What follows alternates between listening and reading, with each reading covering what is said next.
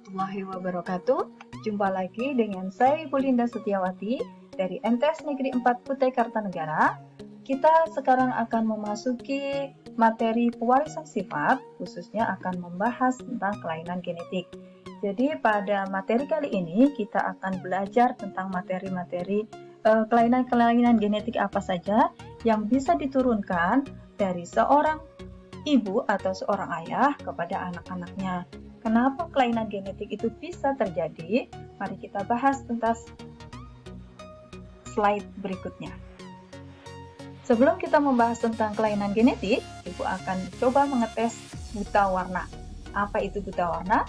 Nah, biasanya ada kalau kita pengen daftar ke sebuah universitas dengan jurusan-jurusan tertentu, itu mengharuskan calon mahasiswanya itu tidak mengalami buta warna, atau ke satu jenis pekerjaan tertentu itu mengharuskan seseorang itu tidak buta warna. Makanya sebelum memasuki jurusan universitas itu biasanya ada persyaratan untuk bebas dari buta warna. Nah, biasanya kalau kita tes kesehatan di kedokteran pun akan ada tes sedikit tentang buta warna. Oke, Ibu mulai tentang tes buta warna. Dari sini ada yang bisa membaca? Di sini tertera angka berapa? Ayo, yang matanya masih bagus atau yang bisa membedakan warna-warna, di sini adalah warna angka 8. Selanjutnya, di sini yang terbaca angka berapa? Angka 17. Berikutnya ada 3. Di sini yang terbaca angka berapa? Angka 74. Oke, dari kesemuanya itu tadi, kalau kita masih bisa membaca angka-angka yang ada di campuran-campuran warna itu, berarti kita masih bisa membedakan warna-warna, alias kita terbebas dari buta warna. Nah, buta warna itu sendiri, apa sih yang dikatakan buta warna? Buta warna itu adalah kelainan pada seseorang yang tidak bisa membedakan beberapa warna dengan baik. Penyebab dari gen buta warna itu biasanya terdapat pada kromosom X. Jadi terdapat pada kromosom X, biasanya ditandai dengan XCB. Kenapa XCB? Karena C itu color, B itu adalah blind. Jadi diambil dari huruf pertama bahasa Inggrisnya. XCB adalah color blind. Jadi kalau kita perempuan, seorang perempuan memiliki kromosom XX itu dalam kondisi normal. Nah, kalau misalkan seorang perempuan itu memiliki kromosom XXCB, itu dikatakan karir. Apa itu karir? Nampaknya perempuan ini dalam kondisi normal bisa membedakan warna dengan baik, tetapi di dalam kromosomnya itu membawa sifat buta warna. Terus yang ketiga, XCB. Nah, pada saat wanita itu memiliki kromosom XCB, berarti dia dikatakan sebagai buta warna. Nah, beda dengan perempuan dan laki-laki. Kalau pada laki-laki, kondisi normal kromosom kelaminnya adalah XY, itu kondisi normal. Nah, untuk laki-laki tidak ada karier. Kenapa? Karena kromosomnya hanya XY. Jadi pada saat ada kromosom XCB di kromosom kelamin laki-laki, otomatis laki-laki itu sudah dikatakan buta warna. Untuk lebih jelasnya, Ibu jelaskan di sini adalah seorang ibu karir menikah dengan pria buta warna. Berapa persentase anaknya yang buta warna? Dari sini, pada saat kita kemarin belajar hukum Mendel 1 dan 2, kita sudah belajar tentang persilangan, bagaimana menentukan gamet, bagaimana keturunannya, pertamanya. Jadi, dari sini, T1-nya untuk seorang ibu karir, berarti kromosomnya XCB. Sedangkan bapak pria dengan buta warna berarti kromosomnya XCBY, alias ini di sini buta warna. Dari sini kita nanti bisa menentukan gametnya. Yang ibu berarti membawa gamet X dan XCB, sedangkan ayah membawa gamet XCB dan Y. Dari sini keturunan yang pertama tinggal kita silangkan, boleh menggunakan boleh menggunakan tabel. Nah, gametnya ibu nanti kita letakkan yang di sini. Kromosom ibu kita letakkan yang ada di atas ini. Nah, kromosom bapak kita letakkan di sini. Dari sini kita akan menghilangkan XXCB akan menghasilkan XXCB. Di sini XCB akan menghasilkan XCB. Di sini akan menghasilkan XY dan di sini XCBY. Dari sini akan ketahuan XXCB berarti perempuan karier. Kalau yang di sini XCB berarti perempuan buta warna. Sedangkan yang di sini laki-laki normal, di sini adalah laki-laki buta warna. Dari sini bisa ketahuan bahwa keturunannya adalah yang ditanyakan tadi adalah prosentase anaknya yang buta warna. Yang buta warna itu ada 2, berarti setengah kali 100% berarti 50% anaknya itu buta warna. Oke, dari sini bisa dipahami. Ibu lanjutkan tentang penyakit kelainan genetik berikutnya, itu tentang hemofilia. Apa itu hemofilia? Hemofilia itulah gangguan pada proses pembekuan darah. Nah, kalau kita cermati hemofilia pada saat kita luka mengeluarkan darah pada orang yang normal nanti akan terbentuk benang-benang fibrin yang akan berusaha menutup luka-luka yang ada walaupun kita tidak mengobatinya. Tapi berbeda lagi dengan seseorang yang mengalami hemofilia, karena dia tidak normal, dia tidak pada saat terluka seseorang yang memiliki hemofilia, penyakit hemofilia, dia akan bekas lukanya itu akan sulit untuk tertutup. Itu yang membedakan antara orang normal dengan hemofilia. Hemofilia penyebabnya adalah gen hemofilia yang terdapat di kromosom X atau biasa disebut XH di hemofilia.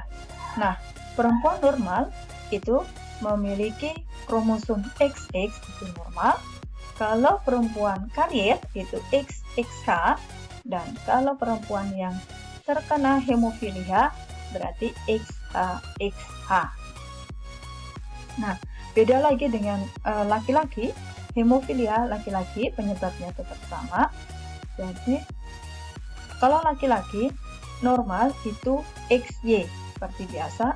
Kalau laki-laki hemofilia berarti di kromosom X-nya mengandung XH atau XHY itu berarti mengalami hemofilia. Sekarang ibu akan contohkan bagaimana persilangan atau perkawinan antara seorang ibu penderita hemofilia yang menikah dengan laki-laki normal. Apa yang terjadi? Apakah bagaimana keturunannya? Apakah seluruh anaknya nanti hemofilia? Seluruh anaknya normal? Seluruh anak laki-lakinya hemofilia? Atau setengah anak perempuannya hemofilia? Maka kita akan silangkan kedua orang tua ini. Yang pertama, kita P1-nya, parental pertamanya, berarti kalau hemofilia, kromosomnya adalah XHXH. Sedangkan dari ayah, itu karena ayahnya normal, berarti XY. Dari sini kita akan bisa menentukan gametnya. Yang dari ibu, hemofilia, itu gametnya adalah XH dan XH. Sedangkan dari ayah, itu X dan Y. Dari sini, keturunan pertamanya bisa kita silangkan dengan menggunakan tabel. Yang di sini kita letakkan kromosom dari ibu atau gamet dari ibu. Yang di sini kita letakkan gamet dari ayah. Dari sini kita akan menyilangkan. Di sini akan menghasilkan X dan XH, berarti anak perempuannya di sini karier. Yang kedua, hasilnya adalah X dengan XH, anak perempuannya juga karier.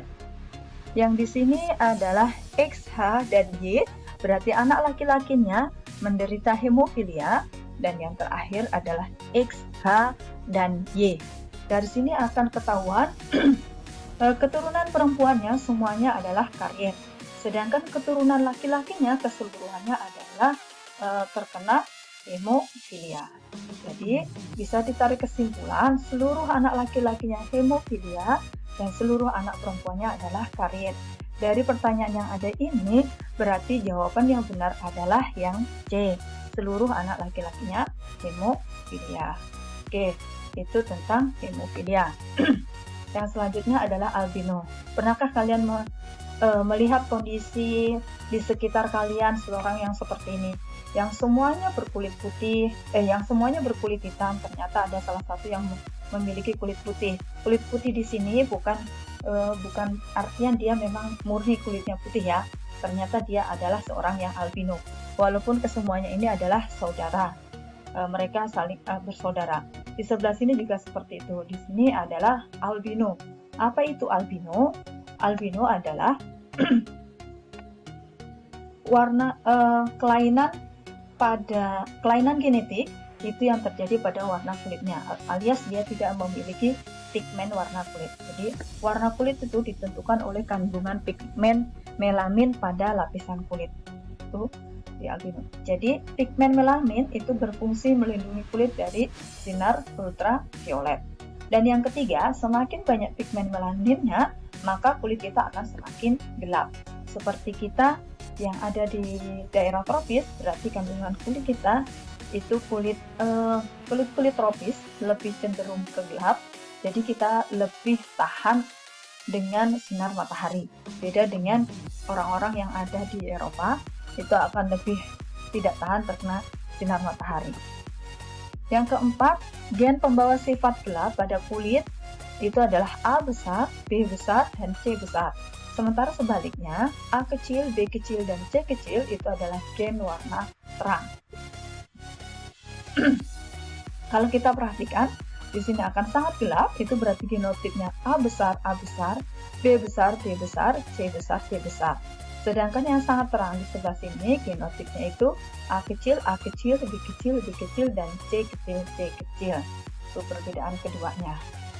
Terus yang keempat, albino, dikatakan seseorang itu menderita albino, itu adalah kelainan yang disebabkan karena tidak adanya zat warna atau pigmen melamin di dalam lapisan kulitnya.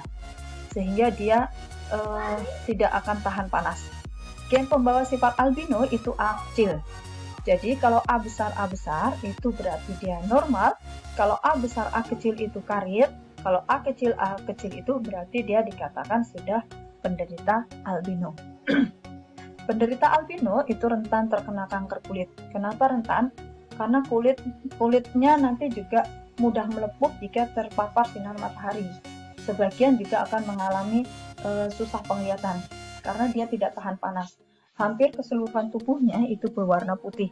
Mulai dari rambut, alis, bulu mata, itu semua nanti berwarna putih. Sehingga kalau dia memandang itu cukup memicingkan matanya sedikit aja. Jadi terkadang dia juga tidak tahan panas. Oke. Nah, dari sini kita bisa menyimpulkan bahwa kita semua itu berbeda-beda. Dari perbedaan-perbedaan yang ada, kita wajib bersyukur. Karena kita tidak bisa memilih, kita bisa dilahirkan dari keluarga siapa. Jadi, perbedaan-perbedaan yang ada itu menjadi warna dalam kehidupan kita. Jadi, perbedaan yang ada bukan dalam artian kita lebih dari seseorang yang lain. Jadi, selalu bersikap yang ramah kepada siapapun, dan jangan lupa katakan untuk perbedaan ras itu tidak ada, alias say no to rasis. Oke, demikian dari Ibu. Ada kurang lebihnya, mungkin semoga bisa dipahami. Assalamualaikum warahmatullahi wabarakatuh.